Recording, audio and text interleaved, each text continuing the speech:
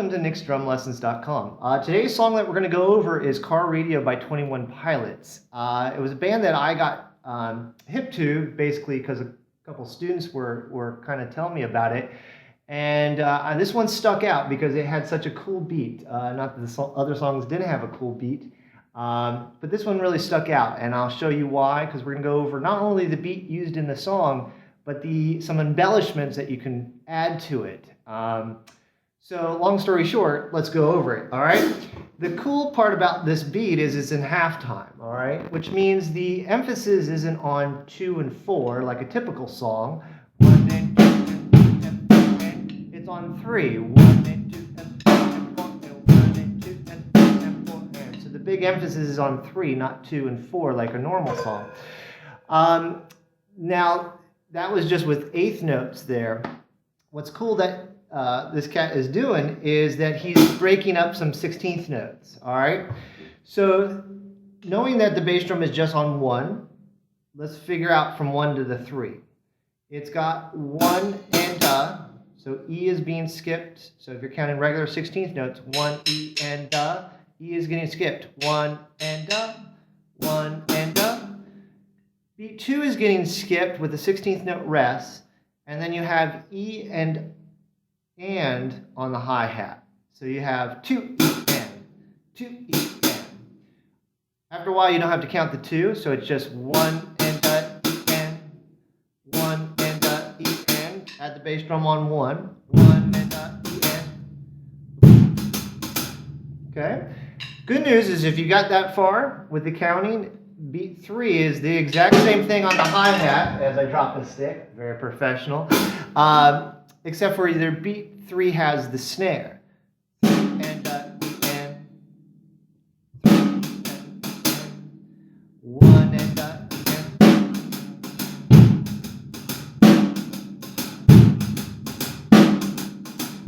Right now I'm not putting any accents on the hi-hat. It's pretty flat dynamically.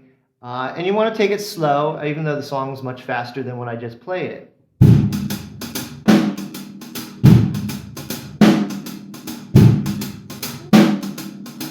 And again, that right-hand pattern actually acts as a very cool fill to any kind of rock beat, too. Or an R&B beat. It sounds really cool in that context, too. So, long story short, you have that beat, you bring it up to tempo.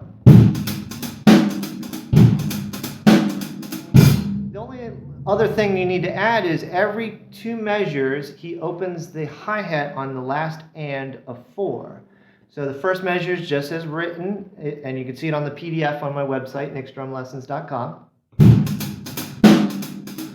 All right, the second measure has that open hi-hat.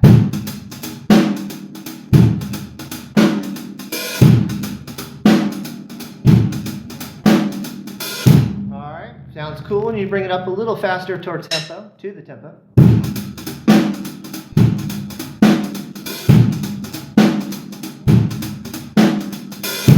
Very cool. All right. So if you've seen other videos on my website, nicksdrumlessons.com, it's not just about the beat used in the song.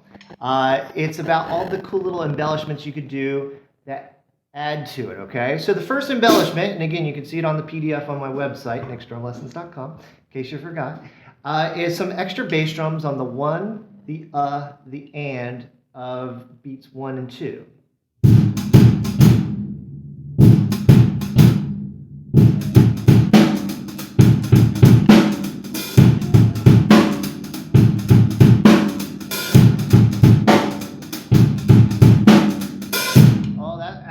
A lot of detail to it, but man, it sounds so cool with it. So play along to it with that beat. Sounds great. Now, why I loved this beat was it reminded me of this page out of David Garibaldi's book, Future Sounds. If you know David Garibaldi, he was the great drummer from Tower of Power for all those years, and I believe he's still currently with them. I did see him in 2005, and I think he's still with them. So anyway, David Garibaldi, great drummer, and wrote some excellent books. From this page out of Future Sounds, he has this little exercise where it's part of a paradiddle and then an inverted paradiddle, or inward paradiddle. paradiddle, again, starts out as right, left, right, right. And then an inward paradiddle is left, right, right, left. So there's two sets of rights in the sequence.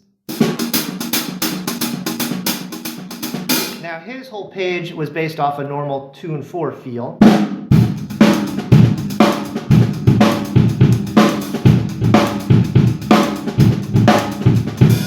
And it was all based off that right, left, right, right, left, right, right, left sticking. So what you want to do is get used to that. Long story short, it's the same hi-hat pattern from the car radio tune. You're just filling in the holes basically with ghost notes, very quiet notes on the snare. Now, you get that up to par, and you bring your right hand over for 3, and it gives you that beat. Obviously, you have to still play the bass drum on 1.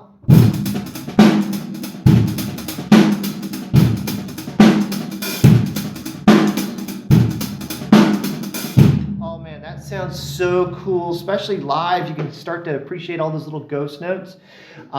Very cool. And again, you can always add that bass drum pattern that I showed you before.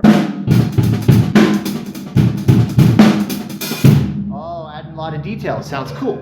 You can also split it up, not with hi-hat and ghost notes, but basically between, say, a secondary hi-hat or a stack. Seems very popular, all these stacks today. And your left hand's on a closed hi-hat. Your right hand still brings it over for beat 3.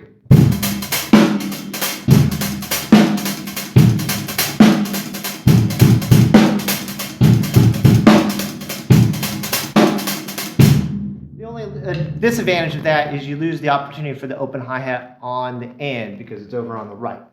Of course, you can always invert that, make your right hand still the hi-hat and the left hand a stack, but it would get tangled up, so you can always just put a stack to your left. All right, the only other variation I'm going to show you is going back to the David Garibaldi version of it with the ghost notes. You can add a lot of juicy little fills on beat 3 of the second measure. The first one I'm going to show you is just keeping the sticking of the right, but I'm going to bring it around for the snare, the mount tom, and the floor tom. And here it is.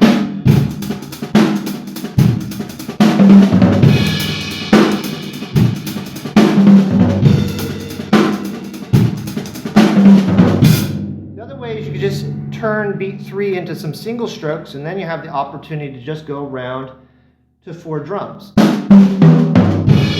Still, the left hand is a ghost note, and that breaks it up from that paradiddle, inward paradiddle combination to a single stroke roll.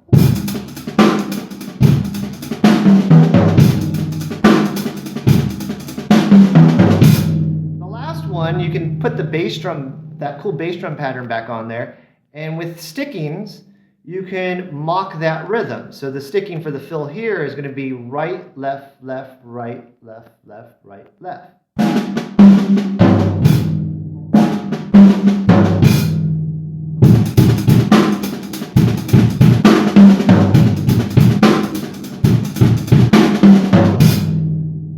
Very cool beat, very cool song.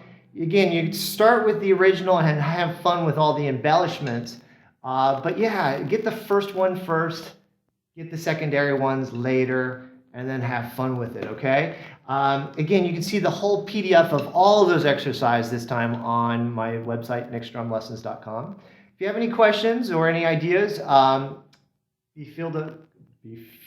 feel free to contact me. Apparently I can't speak English today. And so there you go. There's another song that we can go over. And it doesn't have to be from the 90s and 80s. So finally something from this decade. So have fun with it. If you have any questions, let me know at nicksdrumlessons.com. Thanks again.